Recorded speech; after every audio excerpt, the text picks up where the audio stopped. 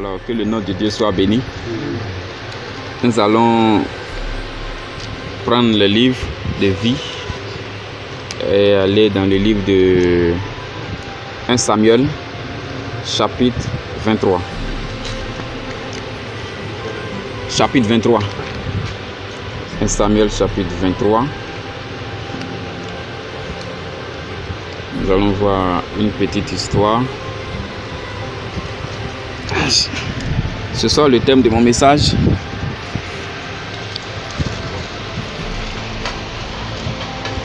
Le secours me vient de l'Éternel. Amen. Le secours vient de l'Éternel. Vous avez trouvé? 1 Samuel 23. Okay. À partir du verset 26, vous allez voir que c'est juste à la fin. L'histoire commence depuis le premier chapitre et le premier verset. Ici, bien aimé, il s'agit du roi David. On va lire quelques lignes juste vers la fin. Il est dit au verset 26: Saül marchait d'un côté de la montagne et David avec ses gens de l'autre côté de la montagne. David fuyait précipitamment pour échapper à Saül, mais déjà Saül et ses gens entouraient David et les siens pour s'emparer d'eux lorsqu'un messager vient dire à Saül: hâte-toi de venir, car les Philistins ont fait invasion dans le pays. Verset 28.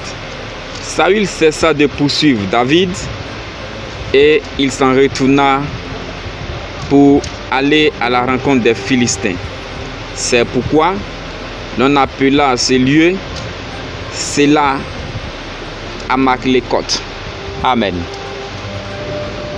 Soyez bénis encore.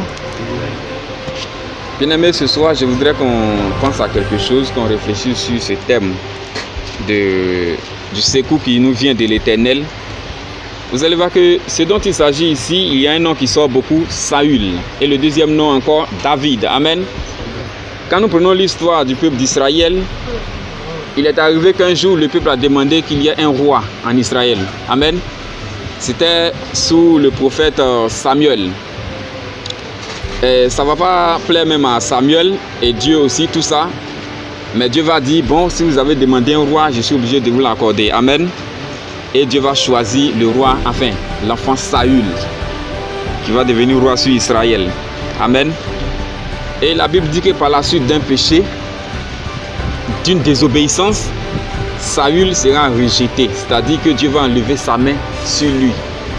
Et il va choisir quelqu'un d'autre qui va venir régner à la place du premier roi. Amen. Et ce quelqu'un d'autre là, c'était David. Amen. Alors quand Dieu a enlevé sa main sur Saül pour choisir David comme roi, Saül n'était pas encore mort. Amen. Il était encore en vie. Il était encore même roi selon le peuple. Mais selon Dieu, c'est David maintenant qui était le nouveau roi. Mais comme Saül est en vie, il ne peut pas se lever un coup comme ça, se proclamer roi en Israël. Amen. Alors, Saül va être, je ne sais pas comment, quel mot fabriquer, aigri ou bien rempli de jalousie, de tout ça là, de haine. Voilà, c'est ce mot-là même qu'on doit chercher, de haine, jusqu'à ce qu'il va poursuivre même David dans le but de le tuer. Parce que si ce David-là ne meurt pas, c'est pas possible. Parce que son nom a commencé à devenir grand. C'est devant lui, Saül, que David même a tué Goliath. Pendant que le roi Saül et toute l'armée d'Israël ont passé 40 jours dans le désert, devant un seul homme, ils ne peuvent pas combattre. Nuit et jour, ils sont là. Quand ils sont là, le peuple des Philistins était là. Toute l'armée des Philistins était là et toute l'armée d'Israël était là. Normalement, il devait avoir un combat. Mais il se trouve qu'il y a un grand homme, un homme géant qui sort du peuple des Philistins, qui sort lui seul. Il dit non, que lui, son armée là, ils n'ont qu'à se taire, que lui seul, il va combattre tout Israël. Tellement il est sûr qu'il va gagner lui seul. Et que celui qui est garçon là, qu'il vienne. Ils avaient tellement peur qu'ils ont passé 40 jours à ne rien faire. Et c'est ce petit David là qui va tuer le Goliath. Bon, mon message c'était pas là-bas. mais c'était pour expliquer un peu. Alors, il savait que David était quelqu'un sur qui la main de Dieu était déjà. Amen. Parce qu'il a fallu la main de Dieu pour que David gagne ce combat contre Goliath. Donc depuis ce jour, il a vu que la main de Dieu n'était plus sur lui, comme on appelle Saül. Alors il va commencer à poursuivre David. Et vous allez voir que David va choisir plus de 300, 700 même, je pense 700 hommes qui seront là comme son armée. Amen. Et il y avait la grande armée d'Israël. Et ils sont derrière Saül, parce que c'est le roi d'Israël selon l'homme. Alors que Dieu avait déjà choisi David. Plusieurs fois, à plusieurs occasions que Dieu même a permis, David a eu l'occasion de tuer Saül. Mais il ne l'a pas fait. Il a toujours dit que si Dieu l'a oué comme roi sur Israël, ce n'est pas lui, David, qui va lui ôter la vie. Ce n'est pas possible. Et que si Dieu permet qu'il y ait une guerre quelque part et que Saül parte en guerre et qu'il meurt là-bas, ça c'est la volonté de Dieu. Ou bien si Dieu envoie une maladie pour tuer Saül, ça c'est la volonté de Dieu. Mais lui, David là, il reconnaît la grandeur de Dieu. Donc c'est lui que Dieu a oué. Lui, homme, David, il ne peut pas lui ôter la vie. C'est ce qui va toucher le cœur de Dieu en fait. Donc tout ce que David a pu faire, c'était de fuir Saül. Sinon il pouvait combattre Saül. Souvent même il vient surprendre Saül en train de dormir. Tous les gars dorment. Ceux qui sont à côté de David, ils disent mais David, il faut le tuer en même temps. Ça c'est Dieu qui l'a livré entre tes mains. Il dit non, il faut laisser. Je ne peux pas toucher le ouin de Dieu. Mais Saül, quand il se réveille là, en train de chercher par toutes les occasions où David est passé, où est-ce qu'il se cache pour qu'il parte le tuer. Et la Bible dit qu'il y avait un peuple qu'on appelait Keïla. Voilà, Keïla, dont les Philistins, les premiers ou bien les grands ennemis redoutables d'Israël, vont venir attaquer ce peuple Keïla-là. Et c'est David et ses hommes qui vont aller secourir le peuple, ce Keïla, qui était un royaume, disons ça comme ça, un peuple. Alors, quand Saül a appris ça, il cherchait par toutes les occasions pour aller prendre David dans cette ville-là. Et David va consulter Dieu et dit, ah, j'ai appris que Saül est en train de venir vers moi. Est-ce qu'il va venir vraiment? Dieu va lui dire, oui, Saül va venir. Il dit, bon d'accord, moi j'ai secouru ce peuple. Saül est en train de venir là-haut. Si je vais résister, il va tuer tout le monde dans la ville. Pour ne pas que ça arrive, il va leur demander de me livrer. Est-ce que le peuple va me livrer? Dieu va lui dire, oui, ce peuple-là, ils vont te livrer dans la main de Saül. Donc David va prendre ses clics et claques, ouf, ailleurs. Il va partir avec son armée. Et Saül va tout faire encore pour savoir la nouvelle position de David. Et un jour, pendant que David était dans la vallée, vous allez voir que le pays d'Israël, il y a des montagnes. Voilà, ils sont dans le désert aussi. Souvent, il y a des petites forêts quelque part, mais il y a des montagnes. Donc, pendant qu'ils sont là, Saül va venir avec ses hommes. La petite partie qu'on a lue, il dit Saül marchait d'un côté de la montagne et David avec ses gens de l'autre côté de la montagne. David fuyait précipitamment. Est-ce que vous voyez? David fuyait précipitamment pour échapper à Saül. Mais déjà Saül et ses gens entouraient David et les siens pour s'emparer d'eux. Alors un coup, tellement ils sont nombreux, c'est des milliers de personnes, des milliers de soldats. Quand ils arrivent comme ça, ils ont entouré tous les hommes de David.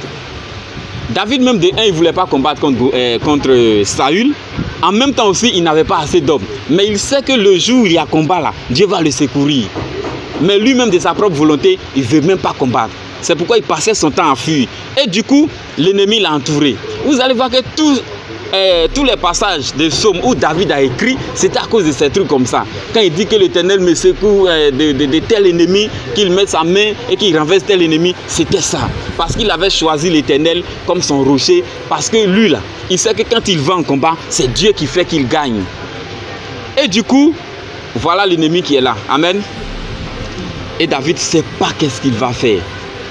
Il regarde autour de lui. C'est les soldats, ceux qui sont proches de Saül. Ce sont ses ennemis qui viennent. Il ne sait pas ce qu'il va faire. Là, la mort ou rien.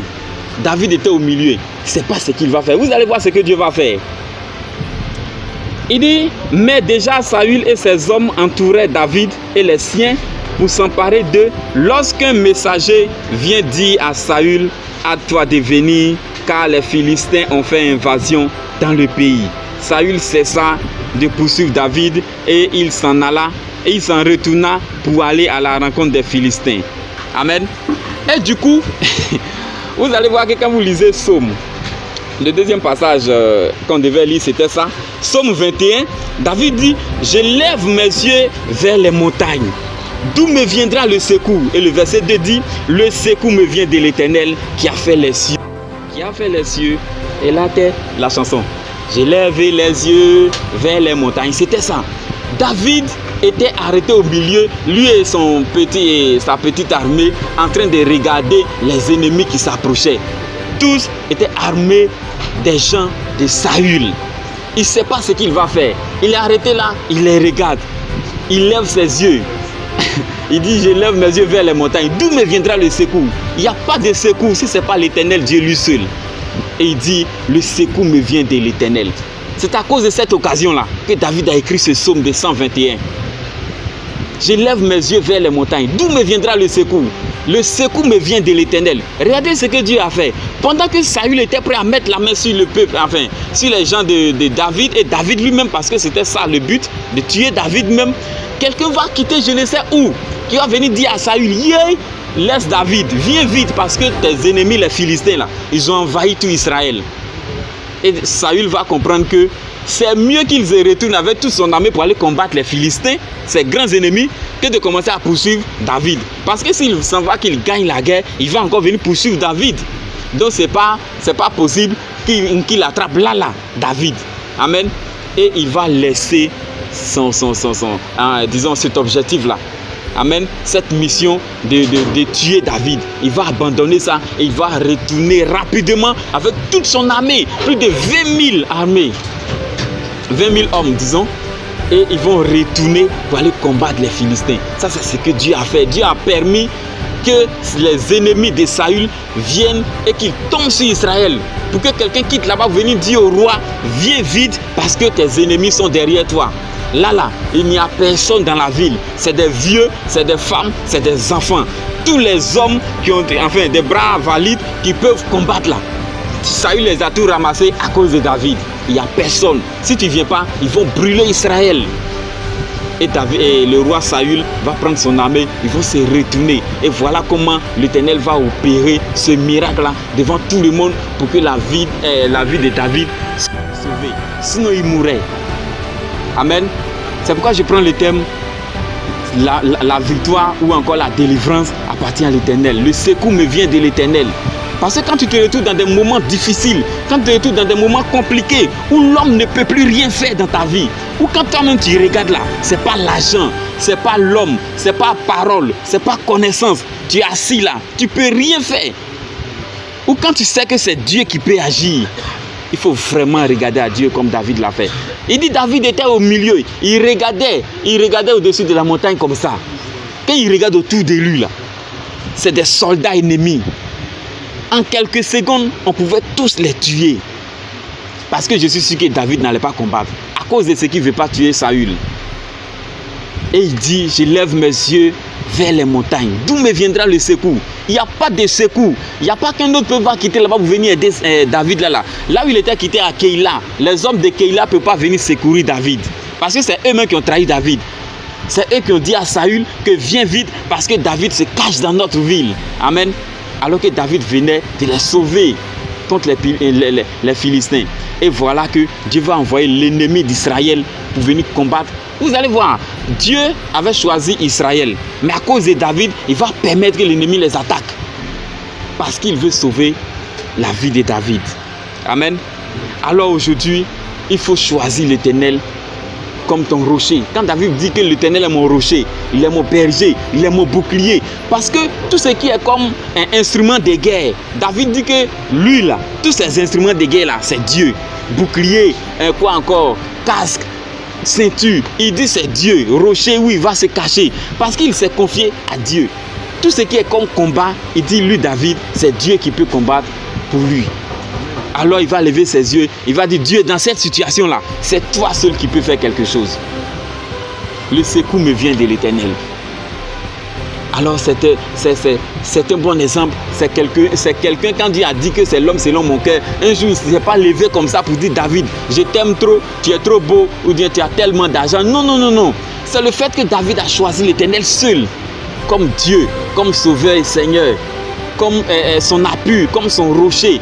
Tout ce que David faisait, il confiait à Dieu d'abord. Quand Dieu dit non, c'est non chez lui. Quand il dit oui, c'est oui. Amen. Alors, dans des moments difficiles, il va dire, ça là, c'est Dieu qui peut me sauver. Parce qu'il ne peut même pas aller contre Saül et ses hommes. Des milliers d'années et des soldats contre un certain 500 ou 700. Ça ne peut pas aller. Ce n'est pas possible. En plus de cela, lui, il ne voulait même pas combattre Saül.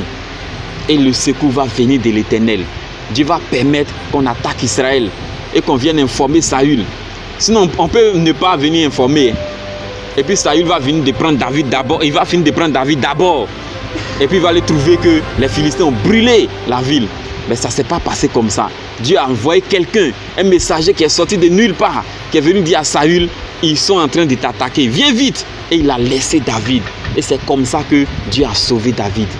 Aujourd'hui, quand ça ne va pas, aujourd'hui, quand tu es fatigué, quand tu penses que rien ne va dans ta vie, il faut comprendre qu'il y a un Dieu qui est là, qui combat pour toi. Regardez ce qu'il dit dans le verset 3 de Psaume 121.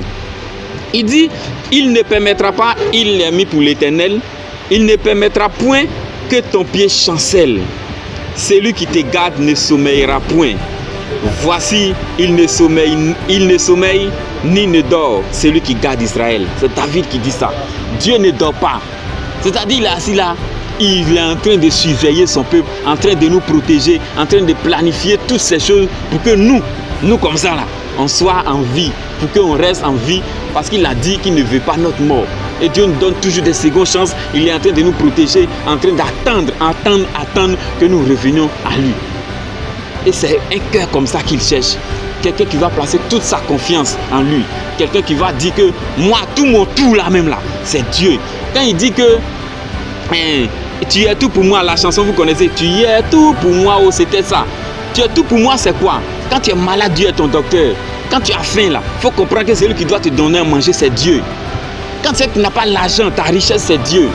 Tout ce que les gens ont besoin, tout ce que tu dois avoir dans ce monde, parce que Dieu a dit qu'il connaît tes besoins, il connaît tes intentions, il connaît tes désirs. Toutes ces choses, il faut te dire que c'est Dieu qui te donne. D'où le mot, tu es tout pour moi. Et c'est ce que David avait fait. Amen. Donc ce soir, je voudrais vous inviter, enfin j'invite tout le monde, la parole de Dieu nous invite à placer notre confiance en Dieu. Il dit, fais de l'Éternel tes délices. Amen. Fais de l'Éternel tes délices. Ce n'est pas de ma faute. Tout est devenu chanson parce que c'est dans les psaumes. Il te donnera ce que ton cœur désire. Recommande ton sort à l'Éternel, place ta confiance en lui et il agira. C'est sur ces quelques mots que je voudrais qu'on s'arrête. Que le nom de Dieu soit béni. Amen.